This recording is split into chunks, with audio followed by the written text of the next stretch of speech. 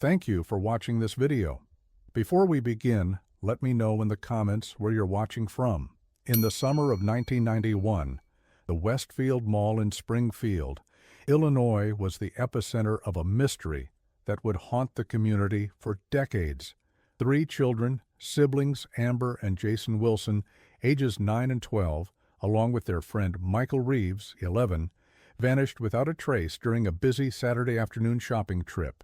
The disappearance sent shockwaves through the tight-knit community, but despite extensive searches, interviews, and investigations, no evidence of their whereabouts ever surfaced. The case gradually faded into the background, becoming one of those local tragedies whispered about, but rarely discussed openly. Then, in February 2024, during renovations of the mall's long-shuttered toy store Wonderworld, construction workers made a horrifying discovery: a hidden room, locked from the outside, buried beneath the building's foundation. What they found inside would finally answer the question that had tormented 3 families for 33 years, but the truth would prove far more disturbing than anyone could have imagined. The Wilson family had been the picture of suburban normalcy in 1991. David Wilson, a local accountant, and his wife Karen, a part-time nurse, had moved to Springfield 5 years earlier, seeking a quiet community to raise their children. Amber was known for her artistic talents and bright personality, while Jason was the science enthusiast, always carrying books about space and dinosaurs. Their neighbor and Jason's classmate, Michael Reeves, was the only child of single mother Patricia Reeves, who worked long hours as a waitress at a local diner. The 3 children were inseparable, spending countless hours exploring the neighborhood on their bikes and playing in each other's backyards. The summer of 1991 had been unusually hot in Springfield, driving many families to the air-conditioned comfort of the newly renovated Westfield Mall. For the Wilson children and Michael, a trip to the mall was a special occasion, particularly because of Wonderworld, the independent toy store that had opened just 6 months earlier. The owner, Edward Grayson, a quiet man in his 40s, had quickly earned a reputation for his impressive knowledge of toys and games, and his store featured unique items not available at larger chain stores. Parents appreciated his patience and attentiveness to their children, though some found his intensity slightly off-putting. Looking back, there were subtle warning signs that went unnoticed. Several parents reported that their children mentioned secret rooms at Wonderworld where special toys were kept. But these comments were dismissed as childish imagination, and while Edward maintained a professional demeanor with adults, he was known to be particularly attentive to certain children, often giving them small gifts or inviting them to exclusive preview days for new merchandise. The Wilson children and Michael had received such special attention in the weeks leading up to their disappearance. On August 17, 1991, Karen Wilson had taken the 3 children to the mall, while her husband worked overtime at his accounting firm. According to her initial police statement, she had allowed the children to visit Wonderworld while she shopped at a department store 1 floor above, planning to meet them at the food court in 1 hour. When the children failed to appear, Karen began searching frantically, eventually alerting mall security. By evening, the Springfield Police Department had launched a full-scale search operation, but no trace of the children was found. Security cameras, limited in 1991, showed the 3 entering Wonderworld at 2:15 p.m., but never leaving. Edward Grayson insisted they had left his store approximately 30 minutes later, heading toward the arcade. With no evidence to contradict his statement and no apparent motive, police eventually focused their investigation elsewhere. The days following the disappearance transformed Springfield. Volunteers combed through wooded areas surrounding the mall. Police conducted door-to-door interviews throughout the neighborhood. The local news covered nothing else. As the search expanded, so did the theories: kidnapping by a stranger, running away, though this seemed implausible given the children's ages and lack of resources, or even the possibility that they had been taken by a non-custodial relative. Edward Grayson was questioned multiple times, but maintained his innocence, and with no physical evidence linking him to the disappearance, he was never formally charged. However, the cloud of suspicion damaged his business, and Wonderworld closed just 6 months later. Grayson left Springfield shortly after, reportedly moving to the West Coast. By 1993, the active investigation had been scaled back. The Wilson family, devastated by the loss of their children, divorced in 1994. David Wilson remained in Springfield, becoming an advocate for missing children, while Karen moved to Chicago, unable to bear the constant reminders of her loss. Patricia Reeves fell into depression and alcoholism, eventually losing her job and moving in with relatives in Missouri. The mall itself never fully recovered from the association with the tragedy. Shoppers reported feeling uneasy in the vicinity of the former toy store, which remained vacant for years before becoming a series of short-lived businesses. What none of them knew was that the children had never left the mall at all. The truth remained hidden beneath their feet in a space roughly 15 by 20 feet, constructed during the building's original development, but omitted from official blueprints. This room, accessible only through a concealed entrance in the storage area of Wonderworld, had been meticulously prepared by Edward Grayson months before the abduction. Soundproofed walls, a rudimentary bathroom facility, and a ventilation system connected to the mall's main air ducts ensured that the space could sustain occupants indefinitely, provided they were supplied with food and water. For the children, what began as an exciting invitation to see special toys not available to the public quickly became a nightmare. Amber Wilson would later recount in her therapy journals how Grayson had led them through the storage room, revealing a hidden door behind a large shelf. Once inside, he had abandoned his friendly demeanor, locking them in and explaining that they were now part of his collection. The initial hours were filled with terrified screaming and desperate attempts to escape, but no one could hear their cries through the soundproofed walls. Days turned into weeks, and weeks into months. Grayson visited daily, bringing food and water, but also imposing strict rules and punishments. He forced the children to write letters saying they had run away and were safe, though these letters were never actually sent. He took photographs of them holding current newspapers, apparently for his own satisfaction rather than for ransom. When the toy store finally closed, he continued accessing the hidden room through a maintenance corridor, sometimes disappearing for days at a time. The children developed coping mechanisms to survive their captivity. Jason, the oldest, attempted to track time by counting meals and sleep cycles, creating a makeshift calendar on the wall using a nail he had pried loose. Michael retreated into an imaginary world, often speaking to people who weren't there. Amber focused on memorizing details about their captor, his mannerisms, the things he said when he thought they weren't listening, the sound of his footsteps, hoping this information might somehow lead to their rescue. Their only connection to the outside world came through occasional newspapers or magazines Grayson would bring, usually containing stories about their own disappearance. They learned about the searches, about their parents' pleas for information, and eventually about how their case had grown cold. This psychological torture was perhaps the cruelest aspect of their captivity, knowing that help had been so close, yet completely unaware of their location. As months stretched into years, the dynamic among the captives evolved. Jason took on a protective role over the younger children, often intervening when Grayson's mood darkened. When Michael developed a severe respiratory infection in what they believed to be their second year of captivity, Jason and Amber cared for him day and night, fashioning cold compresses from their limited water supply and convincing Grayson to bring medicine by threatening to allow Michael to die, which would leave evidence of his crimes. The most harrowing aspect of their captivity was the uncertainty. Without consistent access to the outside world, they couldn't be sure how much time had passed or whether anyone was still looking for them. Holidays would come and go unmarked, birthdays forgotten. Grayson occasionally brought gifts, toys, books, even a battery-operated radio that only received one static-filled station, but these gestures of kindness were part of his psychological manipulation, reinforcing his control over their environment and emotions. The children made several escape attempts over the years.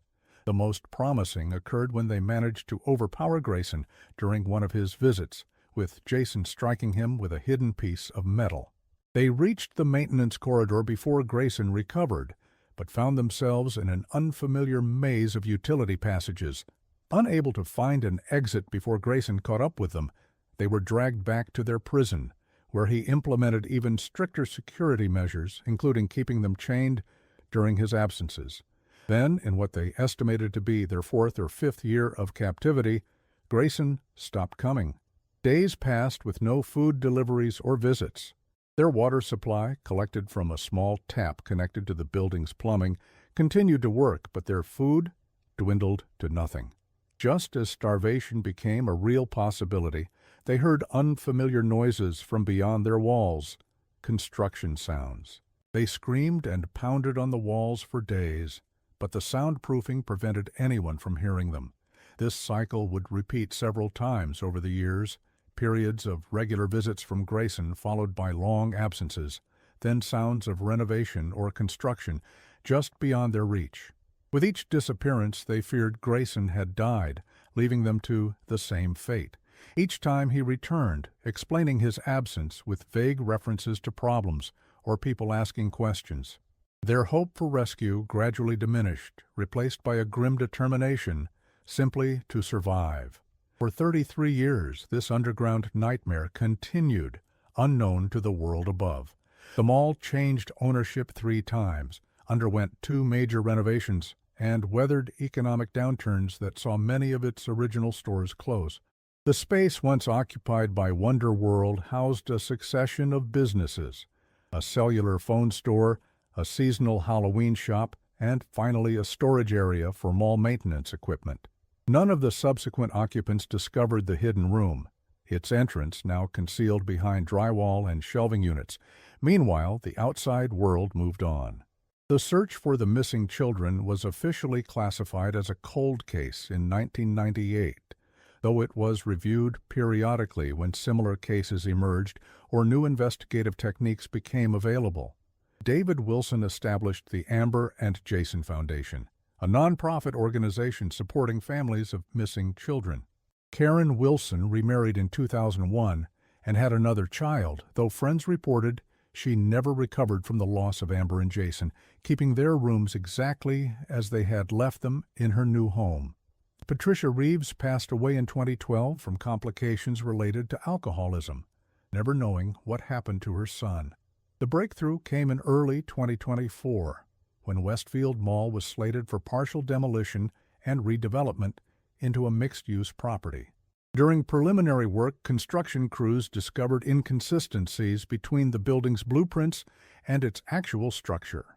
Ground-penetrating radar revealed a hidden space beneath what had once been Wonder World, and workers broke through the wall on February 7, 2024. What they found defied comprehension. 3 adults, 2 men and 1 woman, severely malnourished and with the pallor of people who had not seen sunlight in decades, cowering in a corner of the filthy room. The space was filled with evidence of their long captivity: walls covered in tally marks and writings, makeshift toys and tools fashioned from whatever materials had been available, a collection of newspaper clippings about their own disappearance yellowing with age. The rescued captives, initially unable to speak coherently to authorities, were rushed to Springfield Memorial Hospital. Medical professionals were shocked by their condition. Decades of nutritional deficiencies had left them with numerous health problems, including severe dental issues, weakened bones, and compromised immune systems. Psychologically, they displayed extreme symptoms of long-term trauma, including dissociative behaviors and difficulty distinguishing between reality and the elaborate fantasy world they had created to cope with their imprisonment. DNA testing quickly confirmed their identities: Amber Wilson, now 42, Jason Wilson, 45, and Michael Reeves, 44. They had spent nearly 80% of their lives in captivity, their development frozen in many ways while the world continued without them. The news of their rescue spread rapidly, creating international headlines and reigniting interest in a case most had forgotten. Through careful questioning by specialized trauma psychologists, authorities began piecing together the full horror of what had transpired. Grayson had indeed continued visiting them for years, though his appearances became less frequent over time. His last visit had been approximately 3 years earlier, when he had appeared disoriented and ill. He had supplied them with several months' worth of non-perishable food before leaving, promising to return, but never doing so. The survivors speculated that he had either died or become incapacitated, finally ending their ordeal through his absence rather than their rescue. With this new information, police launched a nationwide search for Edward Grayson, now in his 70s. Records indicated he had moved to Oregon after leaving Springfield, working at various retail jobs before opening another toy store in a small coastal town in 2003. This store had closed in 2015, and Grayson had seemingly vanished. His last known address was a small apartment in Portland, abandoned in 2021 with rent unpaid. The investigation took a decisive turn when police searched a storage unit in Portland registered in Grayson's name. Inside, they discovered journals detailing his crimes, photographs of the children throughout their captivity, and, most disturbingly, evidence suggesting the Wilson children and Michael Reeves were not his only victims. References to other collections in different cities pointed to a pattern of behavior spanning decades. Most chillingly, his final journal entries revealed he had been diagnosed with terminal cancer in 2020, explaining his failure to return to his captives. Grayson's body was eventually found in a remote cabin in the Cascade Mountains, where he had apparently died by suicide approximately 2 years earlier. A note found with his remains contained no apology or explanation, only instructions for the disposal of his possessions and a cryptic reference to his life's work being complete. For the survivors, the confirmation of Grayson's death brought little comfort. Their reintegration into society presented challenges few could comprehend. The world they returned to bore little resemblance to the one they had left in 1991. Technology had advanced beyond their comprehension. They had never used the internet, seen a smartphone, or experienced social media.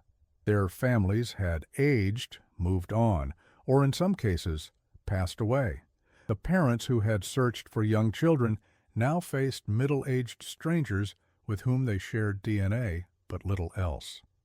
The reunion between David Wilson and his children occurred at Springfield Memorial Hospital 3 days after their rescue.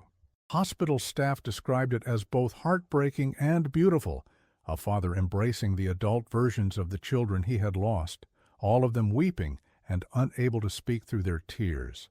Karen Wilson, now Karen Brennan, arrived from Chicago that same evening, collapsing upon seeing her children and requiring medical attention herself.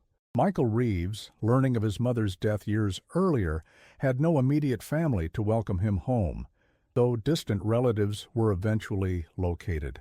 The survivors' rehabilitation began immediately, but would clearly require years of specialized care. Beyond their physical needs, they faced the monumental task of processing their trauma while simultaneously learning how to function in modern society. Simple tasks like using electronic devices, understanding current social norms, or even crossing a street safely presented significant challenges. Their education had effectively ended in elementary school, leaving them intellectually stunted in many areas despite the self-education they had attempted during captivity. As their story became public, offers of support poured in from around the world. Medical specialists volunteered their services, educational institutions created customized learning programs, and several charitable foundations established trust funds to ensure their financial security.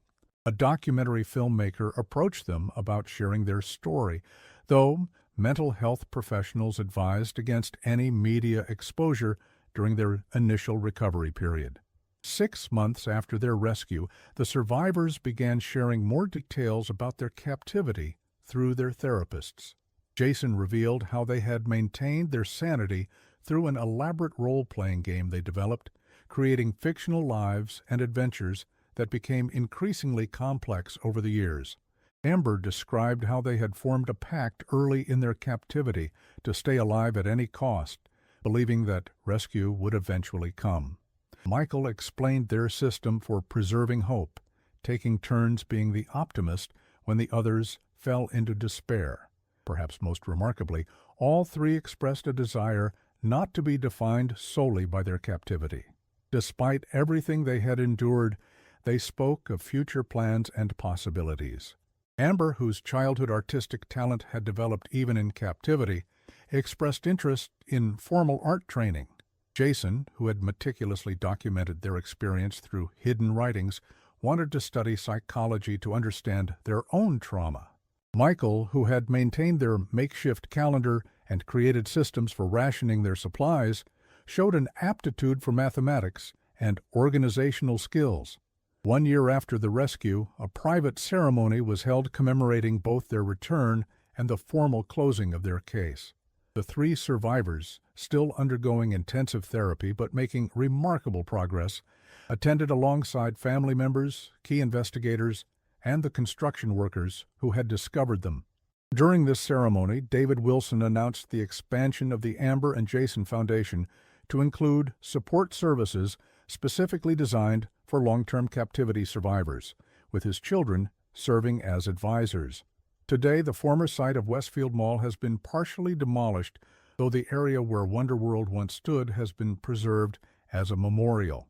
A simple granite bench bears a plaque with the children's names and the dates of their disappearance and rescue, along with the words, "Hope persists in the darkest places."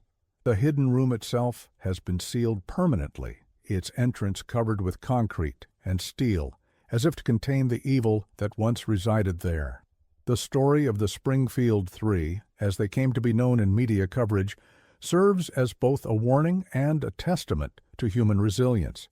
It reminds us of the dangers that can hide behind ordinary facades and the importance of listening when children speak of things that seem implausible. But it also demonstrates the extraordinary capacity of the human spirit to endure, adapt, and maintain hope, even in the most hopeless circumstances. As Amber Wilson wrote in her first public statement, "We lived in darkness for 33 years, but we never stopped believing that someday someone would find us. Even when we had nothing else, we had each other and the light we created in our minds. No one can take that from us now." This sentiment perhaps best captures the legacy of their experience, the darkness of their captivity juxtaposed against the inextinguishable light of human connection and hope. For those investigating similar cold cases, the Springfield Three offers a powerful lesson about persistence and the possibility that answers may lie hidden in plain sight. And for the rest of us, it serves as a reminder that behind every missing person poster is a human story that deserves to be remembered, investigated, and, whenever possible, resolved, no matter how many years have passed.